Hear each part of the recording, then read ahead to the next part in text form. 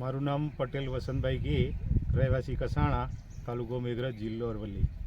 મેં કસાણાથી મેઘરજ જતા રસ્તા બિલકુલ બિસ્માર હાલતમાં છેલ્લા 3 વર્ષથી આ કન્ડિશનમાં છે. સરકારશ્રી તરફથી એમના હોદ્દેદારોને પૂછવામાં આવતો એમને એવો જવાબ આપ્યો છે કે ભાઈ મંજૂર થઈ ગયેલ છે અને બનાવવાનો છે, પણ હજી સુધી બન્યા નથી.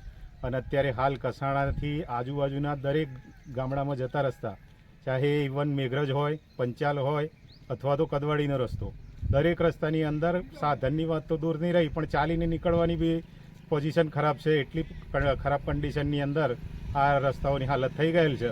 અને અમને એવી ઈચ્છા છે કે સરકાર જ્યારે બનાવે ત્યારે બનાવે, પણ હાલ પૂરતા ચોમાસામાં ખાડા પૂરવાનું કામ પણ આરએનબી દ્વારા જે કરવામાં આવે છે એ પણ બિલકુલ હાથ ધરાવ્યું નથી. અને જેના કારણે વાહનો લઈ અને ઘણા રાહદારીઓ પડી જવાની બીક પણ હોય છે.